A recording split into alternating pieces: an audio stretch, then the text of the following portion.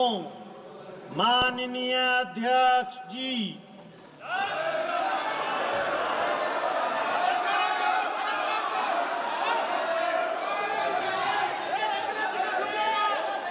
माननीय सदस्यगण, item number 1 Shrimati Nirmala Sitharaman वित्त मंत्री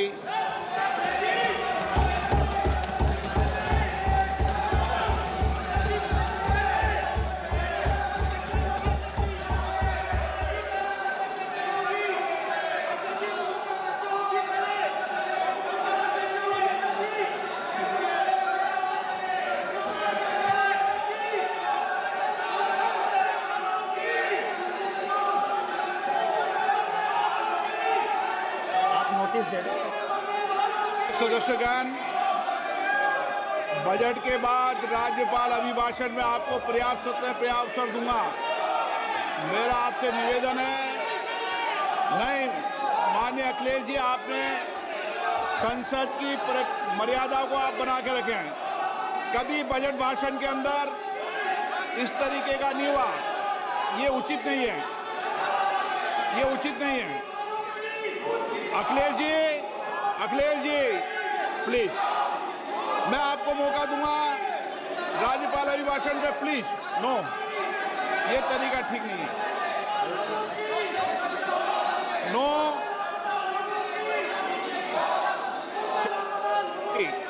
राज्यपाल अभिभाषण पे चर्चा होगी। नो तरीका। Honorable Speaker, I present the budget for 25-26. This budget continues our government's efforts to A.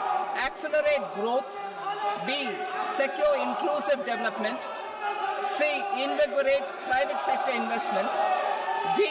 Uplift household sentiments, and E. Enhance spending power of India's rising middle class. Together, we embark on a journey to unlock our nation's tremendous potential for greater prosperity and global positioning under the leadership of Honorable Prime Minister Shri Narendra Modi. As we complete the first quarter of the 21st century, continuing geopolitical headwinds suggest lower global economic growth over the medium term. However, our aspiration for a Vikasit Bharat inspires us, and the transformative work we have done during our government's first 2 terms guides us to march forward resolutely. Our economy is the fastest growing among all major economies. Our development track record for the past 10 years and structural reforms have drawn global attention. Confidence in India's capability and potential has only grown in this period. We see the next 5 years as a unique opportunity to realize Sabka Vikas, stimulating balanced growth of all regions. The great Telugu poet and playwright Gurujada Apparao had said, "Deshamante matti kadoy, deshamante manushuloy," meaning a country is not just its soil, a country is its people. In line with this, for us, Vikasit Bharat encompasses zero poverty, 100% quality good school education, access to high quality, affordable and comprehensive health care, 100% skilled labor with meaningful employment, 70% women in economic activities, and farmers making our country the food basket of the world.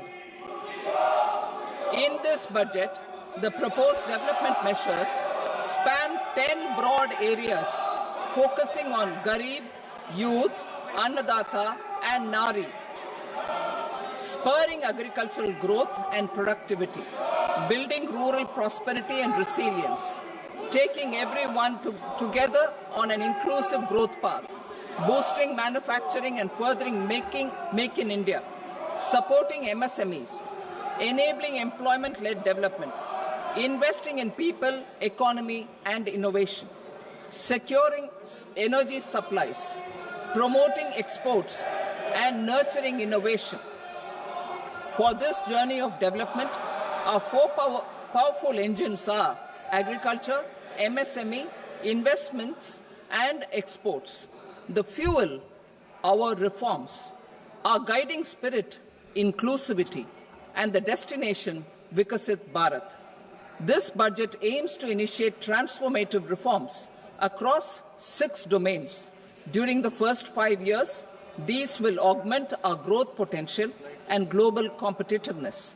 The domains are taxation, power sector, urban development, mining, financial sector, and regulatory reforms. Agriculture as the first engine. Now I move to specific proposals, beginning with agriculture as the first engine.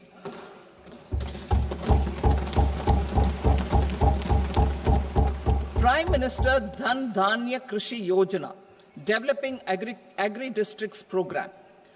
Motivated by the success of the aspirational district program, our government will undertake a Prime Minister Dhan Dhanya Krishi Yojana in partnership with states.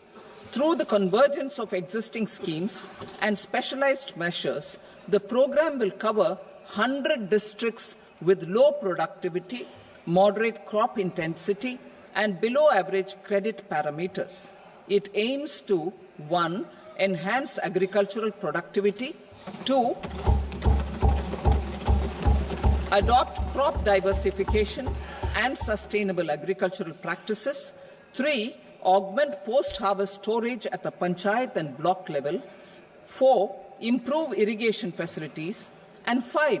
Facilitate availability of long-term and short-term credit. This program is likely to help 1.7 crore farmers. Building rural prosperity and resilience. A comprehensive multi-sectoral rural prosperity and resilience program will be launched in partnership with the states. This will address underemployment in agriculture through skilling, investment, technology, and invigorating the rural economy. The goal is to generate ample opportunities in rural areas so that migration is an option but not a necessity. The program will focus on rural women, young farmers, rural youth, marginal and small farmers, and landless families. The details are in Annexure A. Domestic best practices will be incorporated, and appropriate technical and financial assistance will be sought from multilateral development banks. In Phase 1, 100 developing agri-districts will be covered.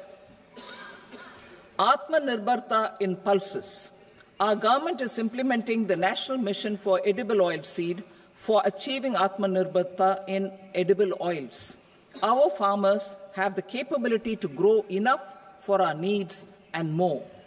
10 years ago, we made concerted efforts and succeeded in achieving near self-sufficiency in pulses. Farmers responded to the need by increasing the cultivated area by 50%, and government arranged for procurement and remunerative prices. Since then, with rising incomes and better affordability, our consumption of pulses has increased significantly. Our government will now launch a 6-year mission for Atmanirbharta in pulses with a special focus on Tuar, Urad, and Masoor. Details are in Annexure B. Central agencies such as NAFED and NCCF will be ready to procure these 3 pulses as much as offered during the next 4 years from farmers who register with these agencies and enter into agreements. Comprehensive program for vegetables and fruits. It is encouraging that our people are increasingly becoming aware of their nutritional needs. It is a sign of a society becoming healthier. With rising income levels, the consumption of vegetables, fruits, and Sri Anna is increasing significantly. A comprehensive program to promote production, efficient supplies, processing, and remunerative prices for farmers will be launched in partnership with the states. Appropriate institutional mechanisms for implementation and participation of farmer producer organizations and cooperatives will be set up. Makhana Board in Bihar. For this, there is a special opportunity for the people of Bihar. A Makhana Board will be established in the state to improve production, processing, value addition, and marketing of makhana. The people engaged in these activities will be organized into FPOs. The board will provide hand-holding and training support to makhana farmers and will also work to ensure they receive the benefits of all relevant government schemes. A national mission on high-yielding seeds will be launched, aimed at 1. Strengthening research ecosystem, 2. Targeted development and propagation of seeds with high yield, pest resistance, and climate resilience, and 3. Commercial availability of more than 100 seed varieties released since July 2024. India ranks second largest globally in fish production and aquaculture. Seafood exports are valued at 60,000 crore rupees.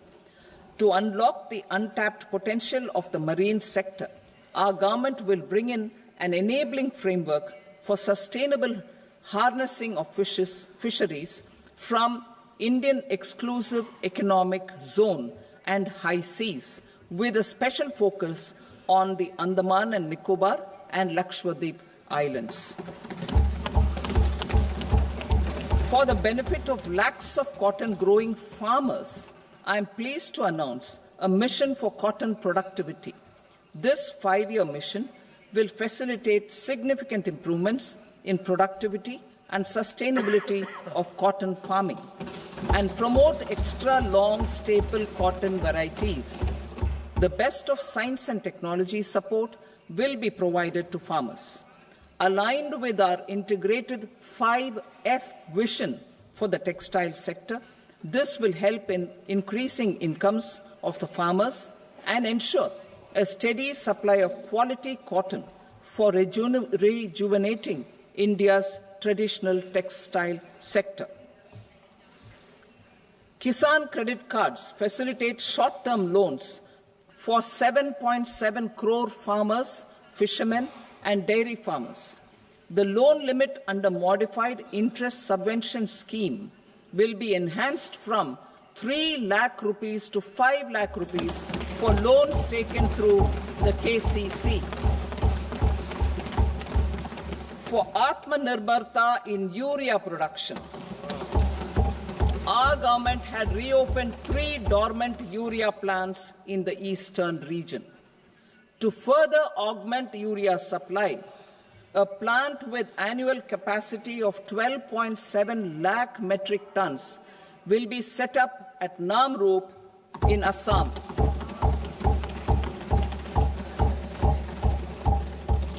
India Post, with 1.5 lakh rural post offices, complemented by the India Post Payment Bank and a vast network of 2.4 lakh Dak Sevaks, will be repositioned to act as a catalyst for the rural economy.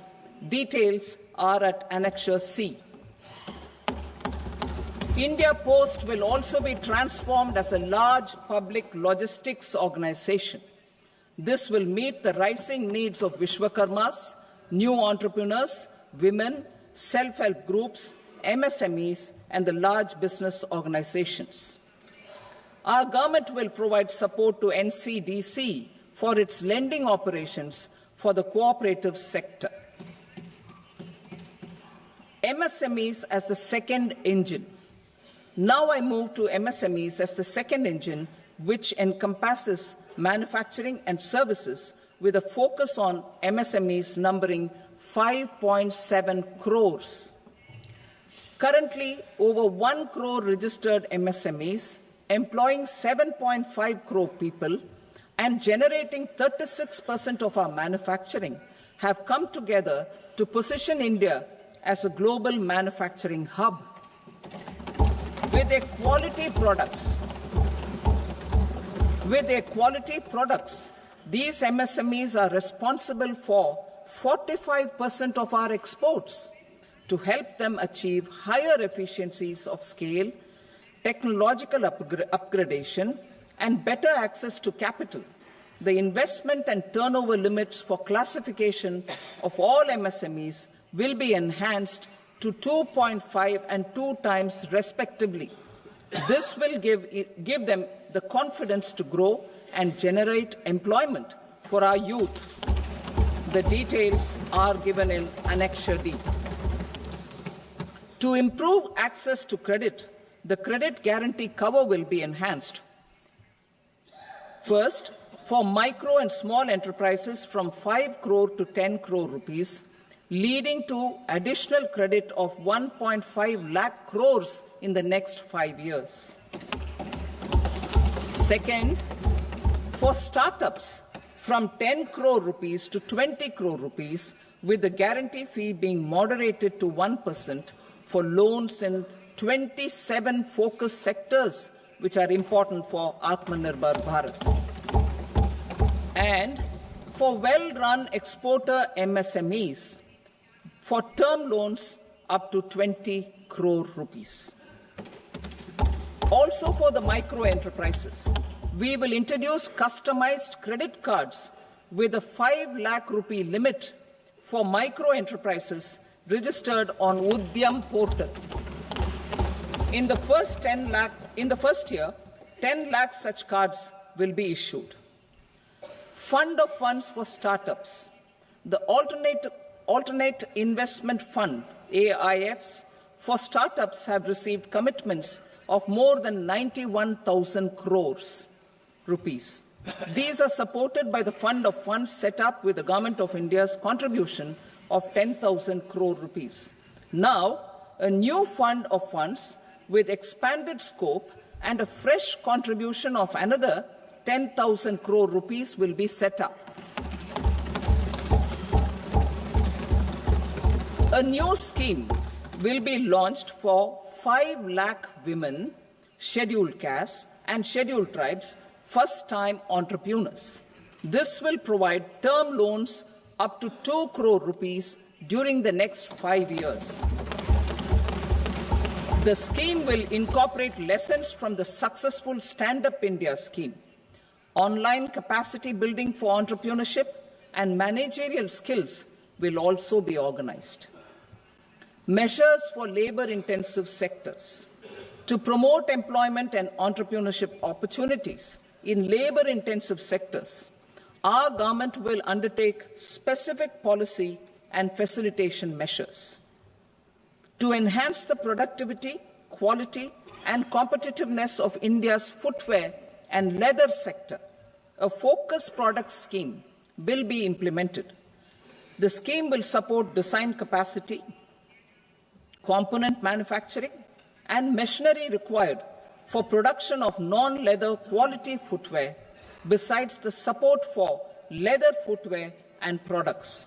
The scheme is expected to facilitate employment for 22 lakh persons, generate over 4 lakh crore rupees, and exports of over 1.1 lakh crore rupees.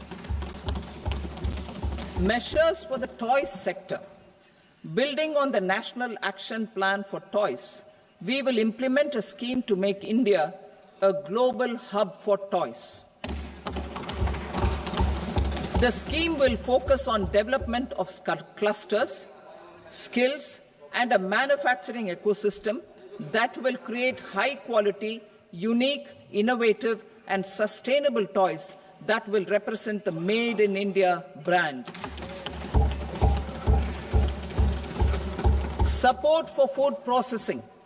In line with our commitment towards Purvodaya, we will establish a National Institute of Food Technology, Entrepreneurship and Management in Bihar.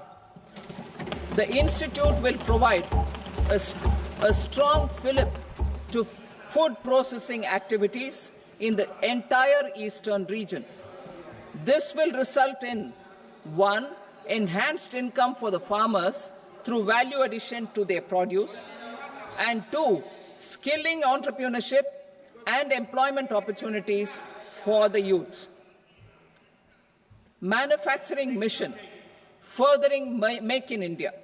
Our government will set up a national manufacturing mission covering small, medium and large industries for furthering Make in India by providing policy support, execution roadmaps, governance and monitoring framework for central ministries and states. Details are in Annexure E. Given our commitment to climate-friendly development, the mission will also support clean tech manufacturing. This will aim to improve domestic value addition and build our ecosystem for solar PV cells, EV batteries, motors and controllers, electrolyzers, wind turbines, very high voltage transmission equipment and grid-scale batteries. Investment as the third engine. Now I move to investment as the third engine, which encompasses investing in people, investing in the economy, and investing in innovation. Investing in people. Saksham Anganwadi and Poshan 2.0. Saksham Anganwadi and Poshan 2.0 program provides nutritional support to more than 8 crore children, 1 crore pregnant women and lactating mothers all over the country, and about 20 lakh adolescent girls in aspirational districts and the Northeast region. The cost norms for these nutritional support will be enhanced appropriately. Atal Tinkering Labs. 50,000 Atal Tinkering Labs will be set up in government schools in the next 5 years to cultivate the spirit of curiosity and innovation and foster a scientific temper among young minds. Broadband connectivity to government secondary schools and PHCs.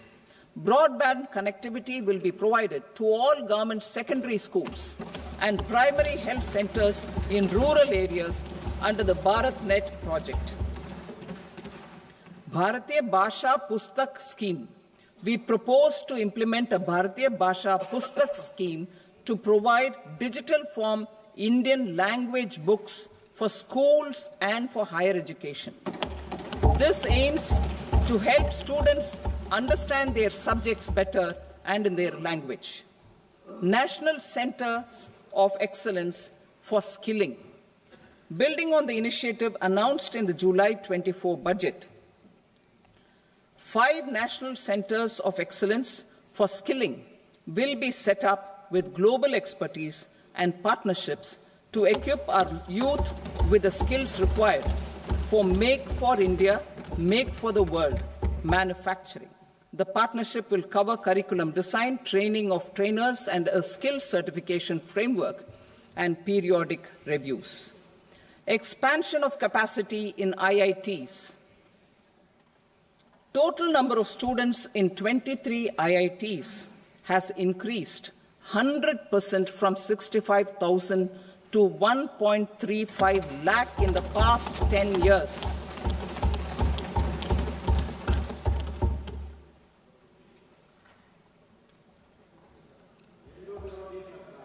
Additional infrastructure will be created in the 5 IITs started after 2014 to facilitate education for 6,500 more students.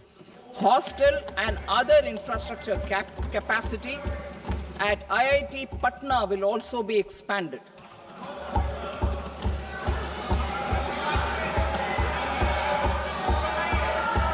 Center of Excellence.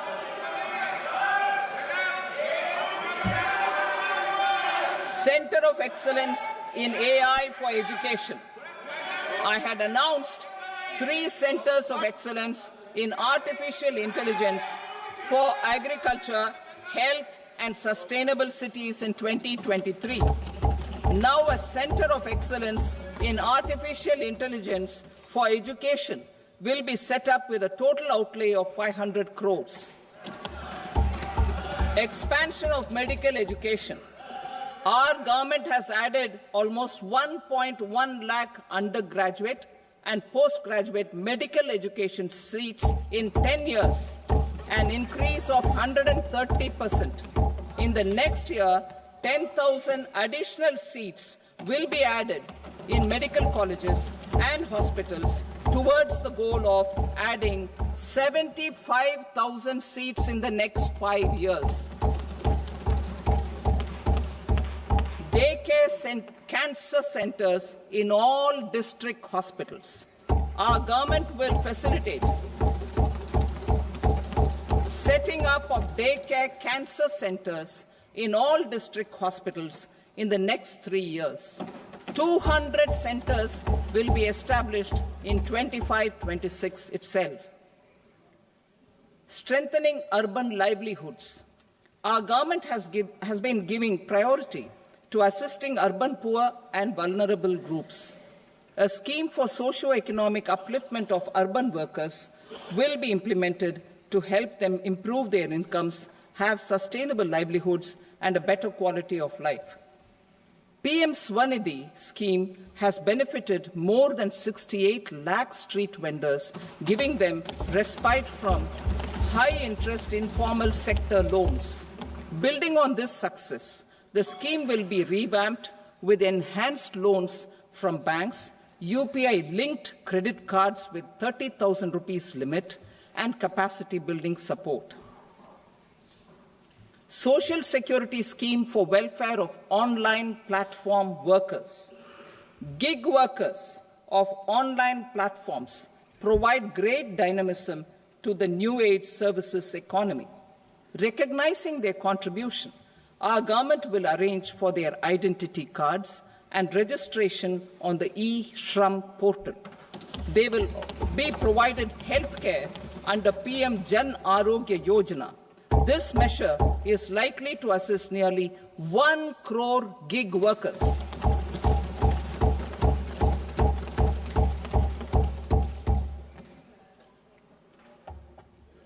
Investing in the economy. Public-private partnership in infrastructure. Each infrastructure-related ministry will come up with a 3-year pipeline of projects that can be implemented in PPP mode.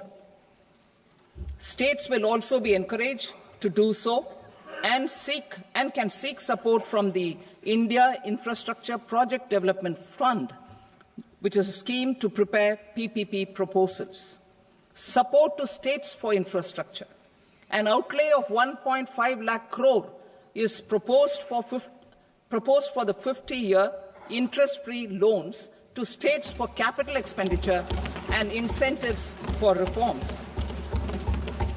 Building on the success of the first asset monetization plan announced in 2021, the second plan for 2025 to 30 will be launched to plough back capital of 10 lakh crore in new projects. Regulatory and fiscal measures will be fine-tuned to support the plan. Jal Jeevan Mission. Since 2019, 15 crore households, representing 80% of India's rural population, have been provided access to portable tap water connections. To achieve 100% coverage, I am pleased to announce the extension of this mission until 2028 with an enhanced total outlay. The mission's focus will be on the quality of infrastructure and O&M of rural piped water supply schemes through Jan Bhagidari. A separate MOU or separate MOUs will be signed with the states and union territories to ensure sustainability and citizen-centric water services delivery. Urban sector reforms.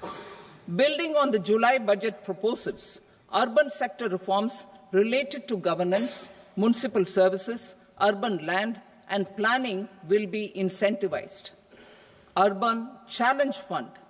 The government will set up an Urban Challenge Fund of 1 lakh crore rupees to implement the proposals for cities as growth hubs, creative redevelopment of cities, and for water and sanitation purposes announced in the July budget. This fund will finance up to 25% of the cost of bankable projects, with a stipulation that at least 50% of the cost is funded from bonds, bank loans, and PPPs. An allocation of 10,000 crore is proposed in 2025-26. Power sector reforms. We will incentivize electricity distribution reforms and augmentation of intra-state transmission capacity by states. This will improve financial health and capacity of electricity companies. Additional borrowing of 0.5% of GSDP will be allowed to states contingent on these reforms. Nuclear energy mission for Vikasit Bharat. Development of at least 100 gigawatt of nuclear energy by 2047 is essential for our energy transition efforts. For an active partnership with the private sector towards this goal, amendments to the Atomic Energy Act and the Civil Liability for Nuclear Damage Act will be taken up. A nuclear energy mission for research and development of small modular reactors with an outlay of 20,000 crore will be set up. At least 5 indigenously developed small modular reactors will be operationalized by 2033. Shipbuilding. The shipbuilding financial assistance policy will be revamped to address cost disadvantages. This will also include credit notes for shipbreaking in Indian yards to promote the circular economy. Large ships above a specified size will be included in the infrastructure harmonized master list. Shipbuilding clusters will be facilitated to increase the range, categories, and capacity of ships. This will include additional infrastructure, facilities, skilling, and technology to develop the entire ecosystem. Maritime Development Fund. For long-term financing for the maritime industry, a Maritime Development Fund with a corpus of 25,000 crore rupees will be set up. This will be for distributed support and promoting competition. This will have up to 49% contribution by the government, and the balance will be mobilized from ports and from private sector. UDAN regional connectivity schemes. UDAN has enabled 1.5 crore middle-class people to meet their aspirations for speedier travel. The scheme has connected 88 airports, and operationalized 619 routes. Inspired by that success, a modified UDAN scheme will be launched to enhance regional connectivity to 120 new destinations and carry 4 crore passengers in the next 10 years. 4 crore additional passengers in the next 10 years. The scheme will also support helipads and smaller airports in hilly, aspirational, and northeast regional districts. Greenfield airports will be facilitated in Bihar to meet the future needs of the state. These will be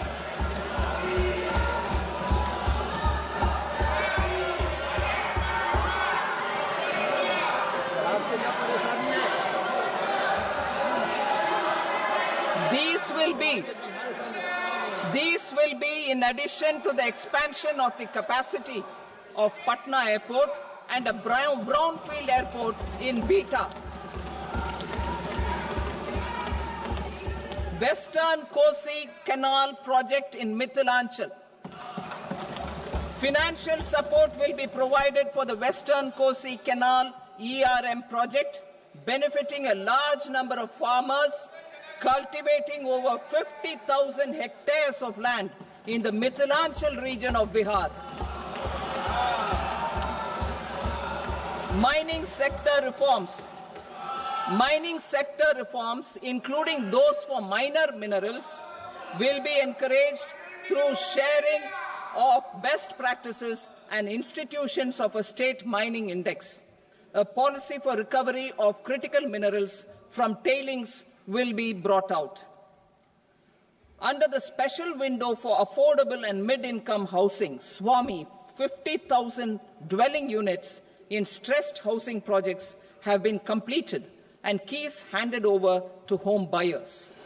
Another 40,000 units will be completed in 2025, further helping middle-class families who were paying EMIs on loans taken for apartments while also paying rent for their current dwellings. Building on this success, SWAMI Fund 2 will be established as a blended finance facility with contribution from the government, banks and private investors. This fund of 15,000 crore rupees will aim for expeditious completion of another 1 lakh units. PM Gati Shakti data for private sector.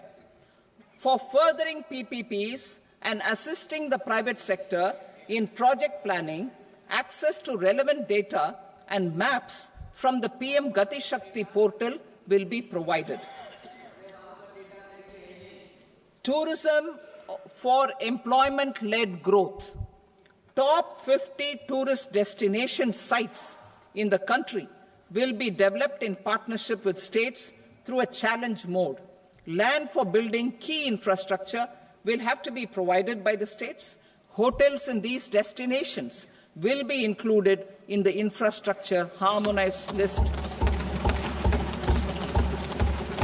The following measures will be taken for facilitating employment-led growth: organizing intensive skill development programs for our youth, including in institutes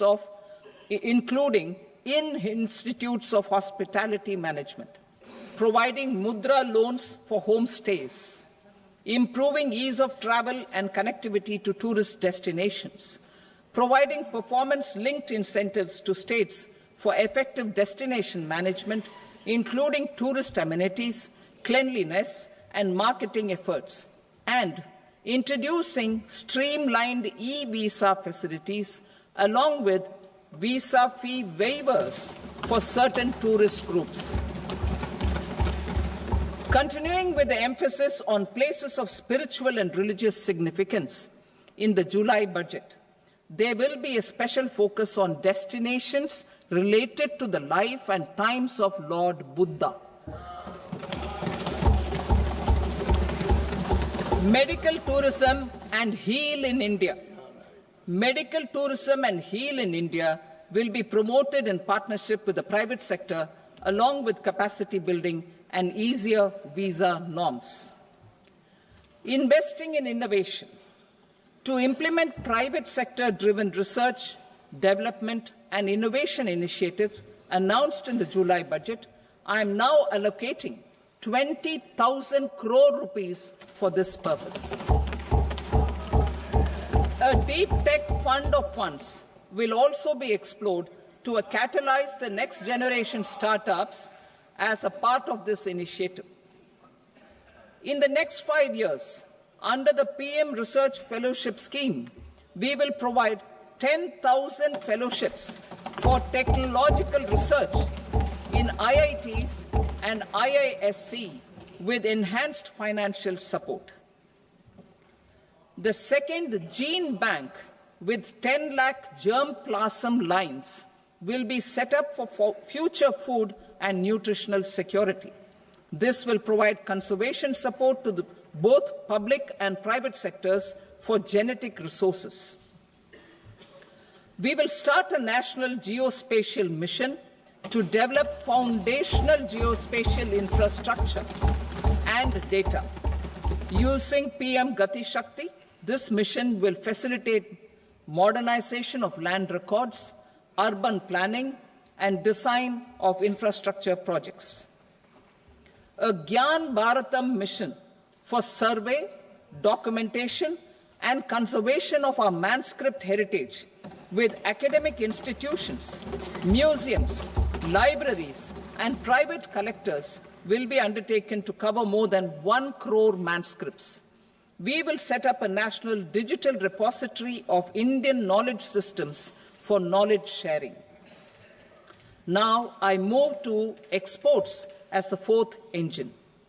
We will set up an export promotion mission with sectoral and ministerial targets driven jointly by the Ministries of Commerce, MSME, and Finance.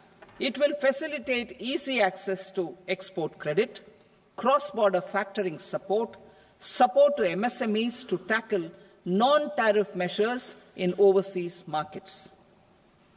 A digital public infrastructure, Bharat Trade Net, for international trade will be set up as a unified platform for trade documentation and financing solutions.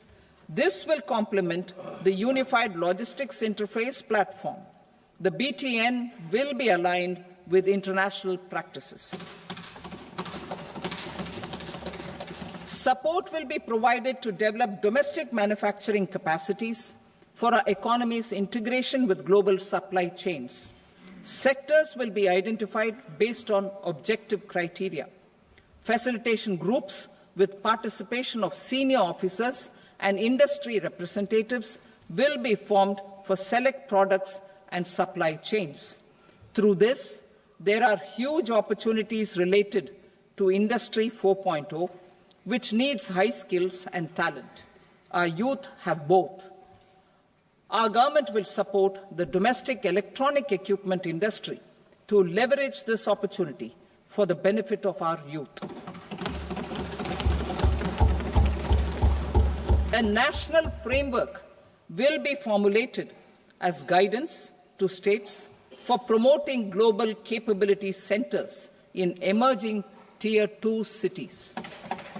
This will suggest measures for enhancing availability of talent and infrastructure, building bylaw reforms, and mechanisms for collaboration with industry.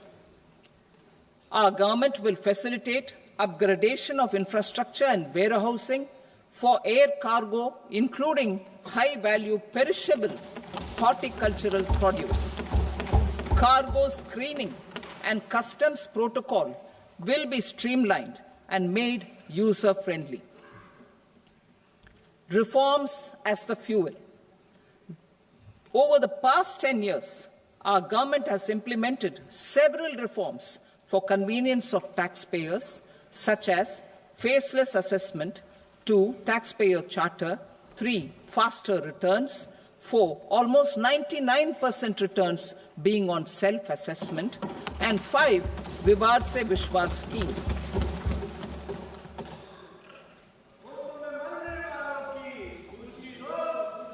Continuing these efforts, I reaffirm the commitment of the Tax Department to trust first, scrutinize later.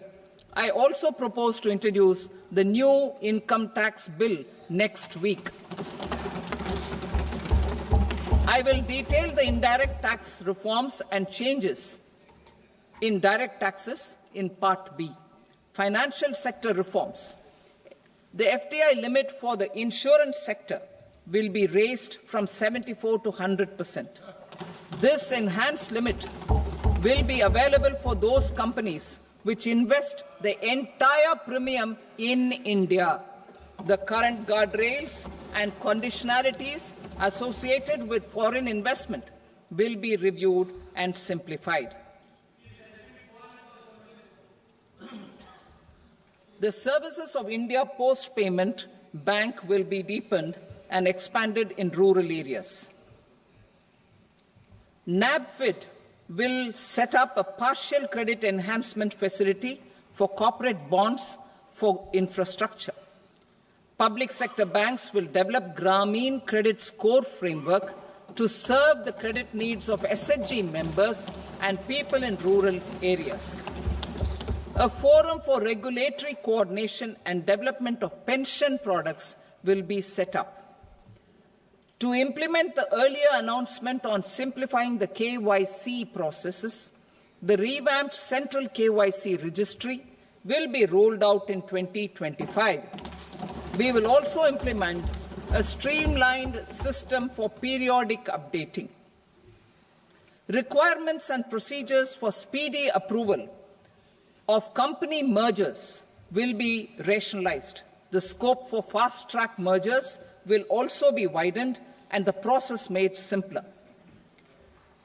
As proposed in the interim budget, we signed bilateral investment treaties with 2 countries in 2024 to encourage sustained foreign investment, and in the spirit of First Develop India, the current model BIT will be revamped and made more investor-friendly. In the last 10 years, in several aspects, including financial and non-financial, our government has demonstrated a steadfast commitment to ease of doing business.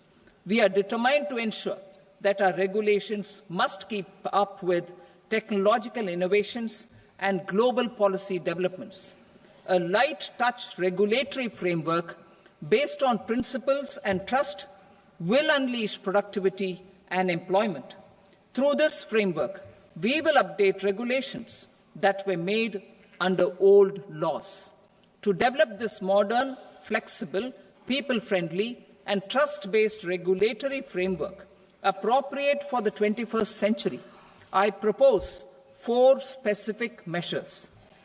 A high-level committee for regulatory reforms will be set up for a review of all non-financial sector regulations, certifications, licenses, and permissions.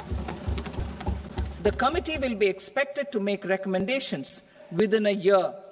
The objective is to strengthen trust-based economic governance and take transformational measures to enhance ease of doing business, especially in matters of inspection and compliances. States will be encouraged to join in this endeavour. An investment friendliness index of states will be launched in 2025 to further the spirit of competitive, cooperative federalism.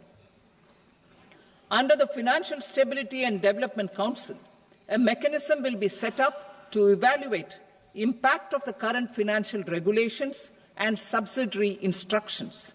It will also formulate a framework to enhance their responsiveness and development of the financial sector. In the Jan Vishwas Act 2023, more than 180 legal provisions were decriminalized. Our government will now bring up the Jan Vishwas Bill 2.0 to decriminalize more than 100 provisions in various laws. I now move to fiscal policy. In the July budget, I had committed to staying the course for fiscal consolidation. Our endeavour will be to keep the fiscal deficit each year such that central government debt remains on a declining path as a percentage of the GDP. The roadmap for the next 6 years has been detailed in the FRBM statement. Revised estimates for 2024-25. The revised estimate of the total receipts other than borrowings is 31.47 lakh crore rupees, of which the net tax receipts are 25.57 lakh crore rupees. The revised estimate of the total expenditure is 47.16 lakh crore rupees, of which the capital expenditure is about 10.18 lakh crore rupees. The revised estimate of the fiscal deficit is 4.8% of the GDP. Budget estimates for 25-26. Coming to 25-26, the total receipts other than borrowings and total expenditure are estimated at 34.96 lakh crore rupees and 50.65 lakh crore rupees respectively. The net tax receipts are estimated at 28.37 lakh crore rupees. The fiscal deficit is estimated to be 4.4% of GDP. To finance the fiscal deficit, the net market borrowings from dated securities are estimated at 11.54 lakh crore. The balance financing is expected to come from small savings and other sources. The gross market borrowings are estimated at 14.82 lakh crore rupees. I will now move to Part B. Indirect taxes. My proposals relating to customs aim to rationalize tariff structure and address duty inversion. These will also support domestic manufacturing and value addition, promote exports, facilitate trade, and provide relief to common people. Rationalization of customs tariff structure for industrial goods. As a part of comprehensive review of customs rate structure announced in July 2024 budget, I propose to 1. Remove 7 tariff rates. This is over and above the 7 tariff rates removed in 23-24 budget. After this, there will be only 8 remaining tariff rates, including 0 rate. 2. Apply appropriate cess to broadly maintain effective duty incidence, except on a few items where such incidence will reduce marginally. 3. Levy not more than 1 cess or surcharge. Therefore, I propose to exempt social welfare surcharge on 82 tariff lines that are subject to a cess. I shall now take up sector-specific proposals. To provide relief to patients, particularly those suffering from cancer, rare diseases, and other severe chronic diseases, I propose to add 36 life-saving drugs and medicines to the list of medicines fully exempted from basic custom duty.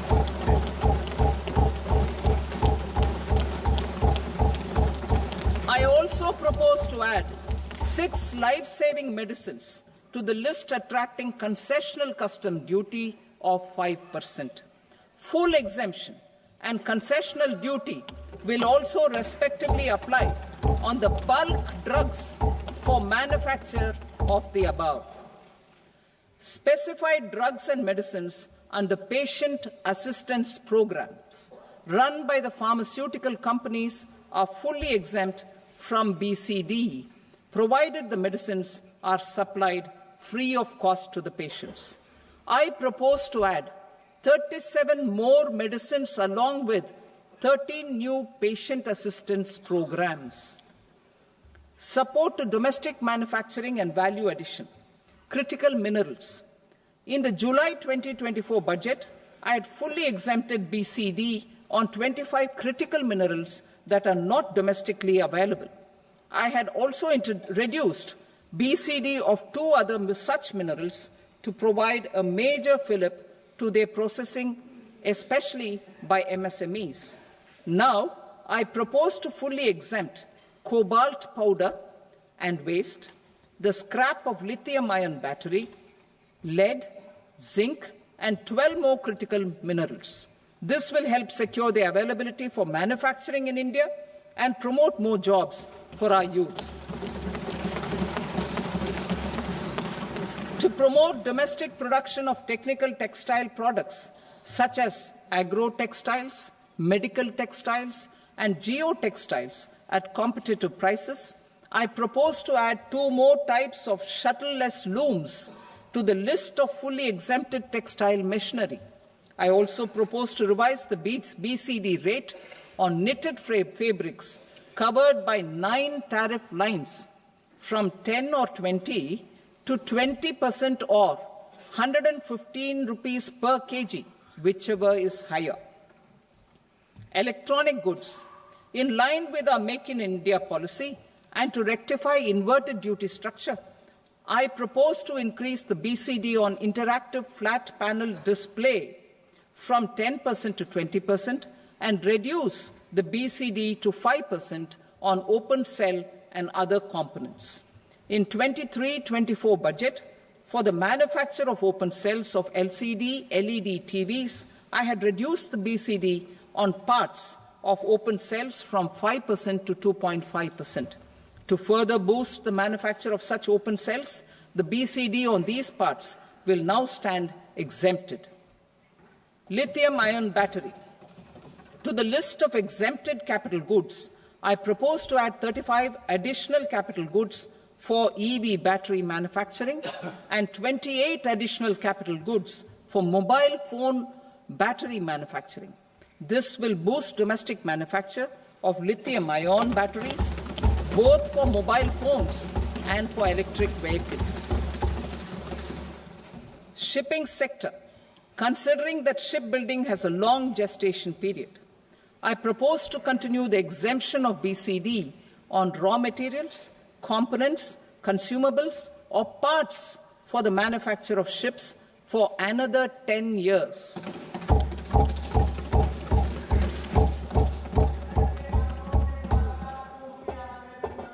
I also propose the same dispensation for shipbreaking to make it more competitive.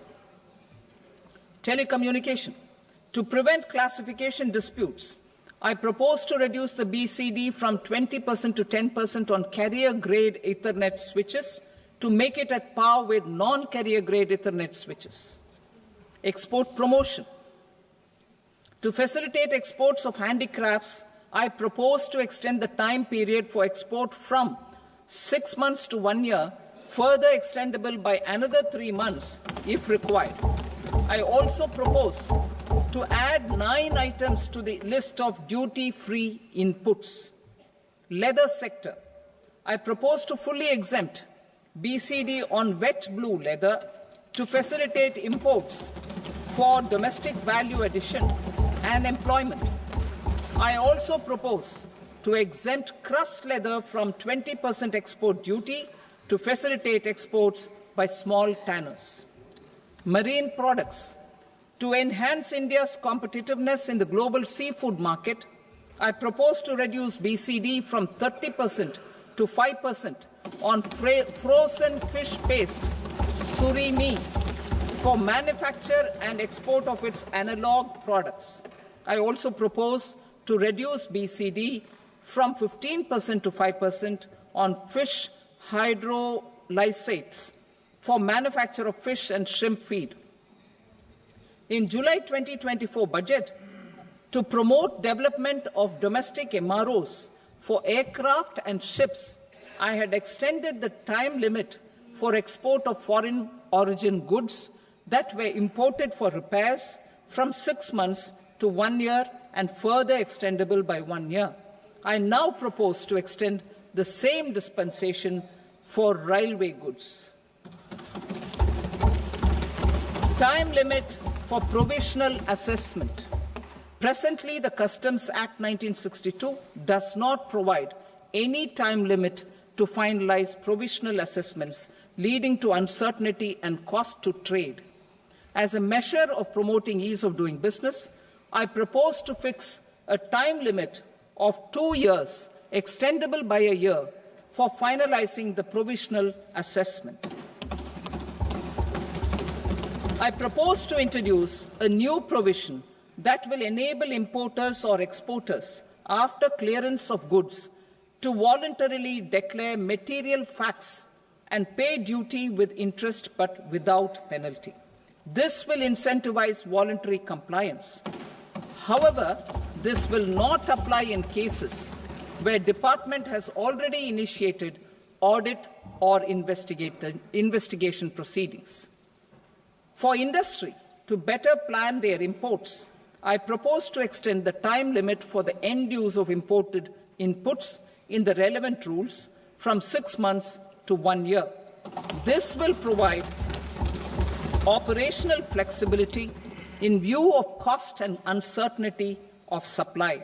Further, such importers will now have to file only quarterly statements instead of a monthly statement.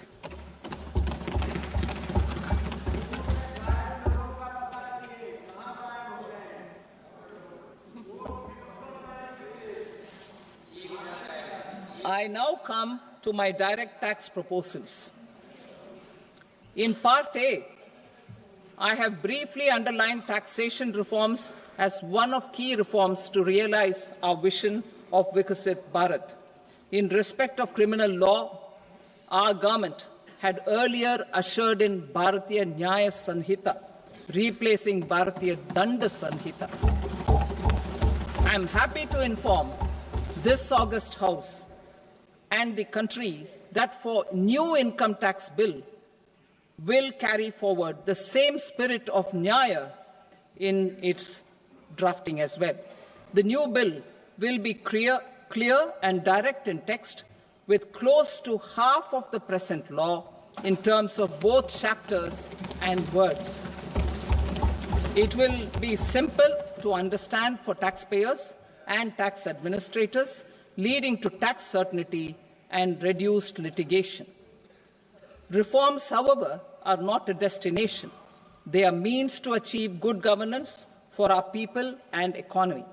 Providing good governance primarily involves being responsive. The Tirukural captures this in verse 542, which reads, "Vaanokki vaazhum ulagallam, mannavan kol nokki vaazhum kudi," meaning, just as the living beings live expecting rains, citizens live expecting good governance. Our government is committed to keeping an ear to the ground and a finger on the pulse and responding while balancing our national building efforts.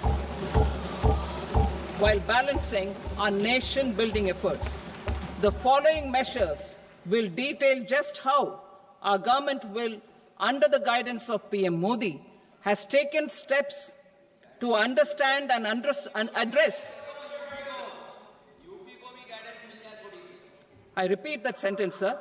The following measures will detail just how our government, under the guidance of PM Modi, has taken steps to understand and address the needs voiced by our citizens. My tax proposals are guided by this spirit. The objectives of my proposals are as follows. Personal income tax reforms with special focus on middle class. Rationalization of TDS and TCS for easing difficulties. Encouraging voluntary compliance. Reducing compliance burden. Ease of doing business, employment and investment. I will come to my proposal on personal income tax towards the end. TDS and TCS, rationalization for easing difficulties. I propose to rationalize tax deduction at source, TDS, by reducing the number of rates and thresholds above which TDS is deducted. Further, threshold amounts for tax deduction will be increased for better clarity and uniformity. The limit for tax deduction on interest for senior citizens is being doubled from the present 50,000 rupees to 1 lakh rupees. Similarly, the annual limit of 2.40 lakh rupees for TDS on rent is being increased to 6 lakh rupees. This will reduce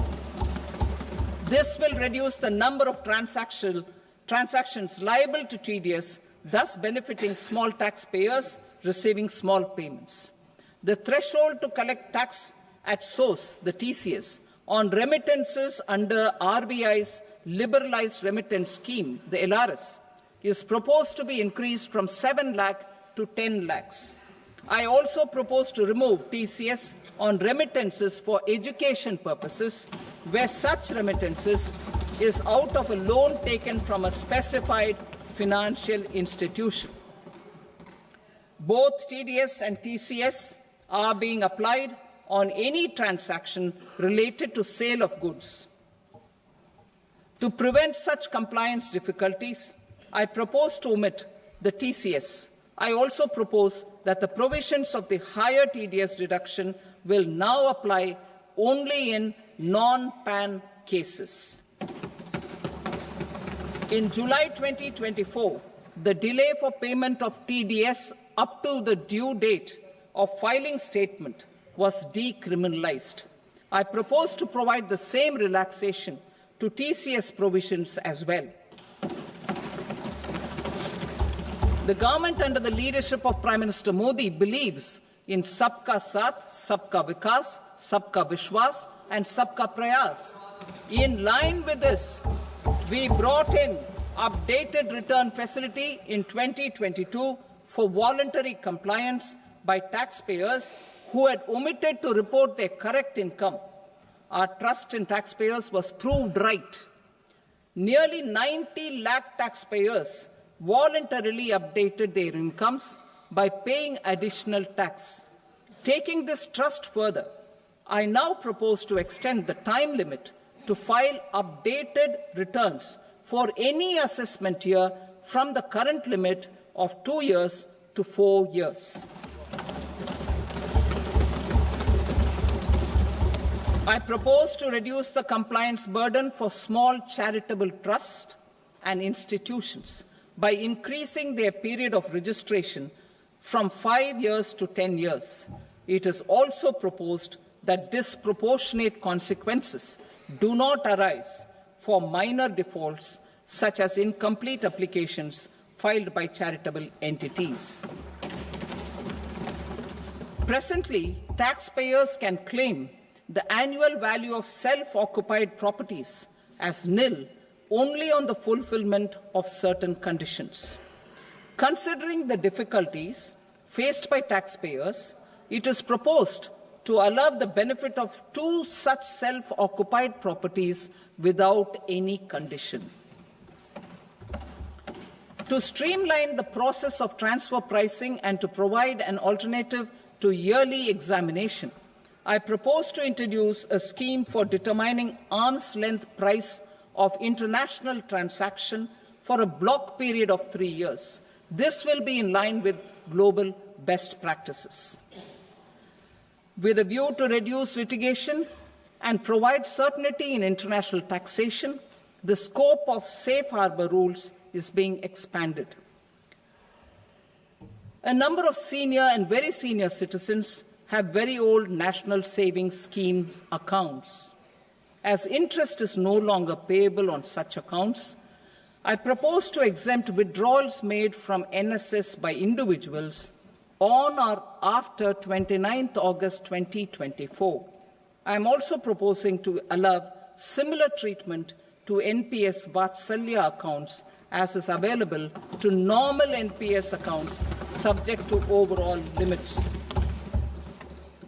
In my speech in July 2024, I had promised that all processes, including giving effect to appellate orders, shall be digitalized and made paperless over the next 2 years. So I'm happy to announce that digitalization is being made operational now. In July 2024, we brought in the Vivad Se Vishwas scheme to resolve income tax disputes pending in appeal. The scheme has received a great response, with nearly 33,000 taxpayers having availed of the scheme to settle their disputes. I have a few proposals to promote investment and employment.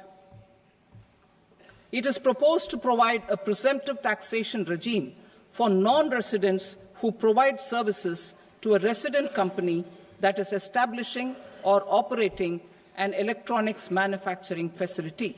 I further propose to introduce a safe harbor for tax certainty for non-residents who store components for supply to specified electronics manufacturing units. Presently, the tonnage tax scheme is available only to sea-going ships. The benefits of existing tonnage tax scheme are proposed to be extended to inland vessels registered under the Indian Vessels Act 2021 to promote inland water transport in the country. Extension for incorporation of startups. We continue to support the Indian startup ecosystem. I propose to extend the period of incorporation by 5 years to allow the benefit available to startups which are incorporated before 1/4/2030. In order to attract and promote additional activities in the IFSC, I am inter alia proposing specific benefits to ship leasing units, insurance offices, and treasury centres of global companies which are set up in IFSC. Further, to claim benefits, the cut-off date for commencement in IFSC has also been extended by 5 years to 31/3/2030. Category 1 and Category 2 AIFs are undertaking investments in infrastructure and other such sectors. I propose to provide certainty of taxation to these entities on the gains from securities, to promote funding from sovereign wealth funds and pension funds to the infrastructure sector. I propose to extend the date of making an investment by 5 more years up to 31st March 2030.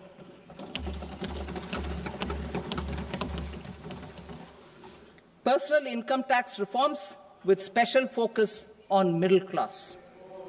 Democracy, demography, and demand are the key support pillars in our journey towards Vikasit Bharat. The middle class provides strength for India's growth. This government, under the leadership of Prime Minister Modi, has always believed in the admirable energy and ability of the middle class in nation building. In recognition of their contribution,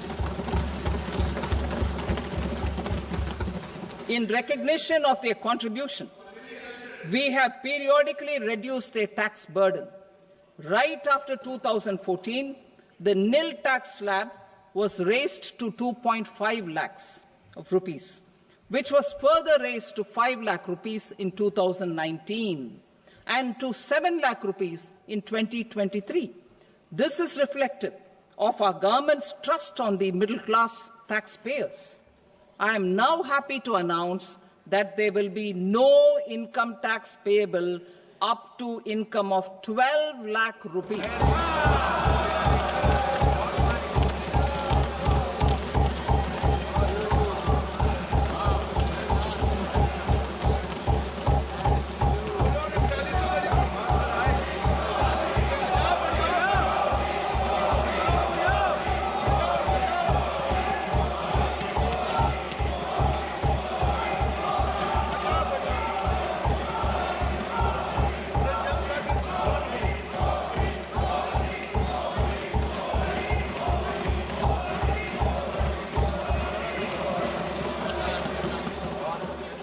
So, average income of 1 lakh per month, other than the special rate income such as capital gains, under the new regime. This limit will be 12.75 lakh for salaried taxpayers due to the standard deduction of 75,000. Slabs and rates are being changed across the board to benefit all taxpayers. The new structure will substantially reduce the taxes of the middle class and leave more money in their hands, boosting household consumption, savings, and investment. In the new tax regime, I propose to revise tax rate structures as follows: 0 to 4 lakh rupees nil, 4.8 lakh rupees to 4 to 8 lakh rupees 5%, 8 to 12 lakh rupees 10%, 12 to 16 lakh rupees 15%, 16 to 20 lakh rupees 20%, 20 to 24 lakh rupees 25%, and above 24 lakh rupees 30%. To taxpayers up to 12 lakh of normal income, other than special rate income such as capital gains. I read that again. To taxpayers up to rate is being provided in addition to the benefit due to slab rate reduction in such a manner that there is no tax payable by them. The total tax benefit of slab rate changes and rebate at different income levels can be illustrated with a few examples. A taxpayer in the new regime with an income of 12 lakh rupees will get a benefit of 80,000 rupees in tax, which is 100% of tax payable as per the existing rates. A person having income of 18 lakh rupees will get a benefit of 70,000 rupees in tax, that is 30% of tax payable as per existing rates. A person with an income of 25 lakh gets a benefit of 1,10,000 rupees, that is 25% of his tax payable as per existing rates. Details of my tax proposals are given in the annexure. As a result of these proposals, Honourable Speaker, sir, revenue of about 1 lakh crore in direct taxes and 2,600 crores in indirect taxes will be foregone. Mr. Speaker, sir, with this, I commend the budget to this august House.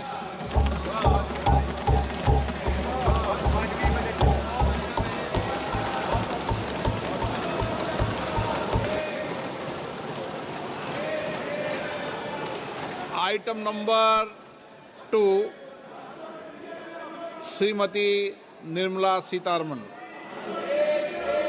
Sir, with your permission, I rise to lay on the table the following statements under Section 3(1) of the Fiscal Responsibility and Budget Management Act 2003, medium-term fiscal policy cum fiscal policy strategy statement and macroeconomic framework statement.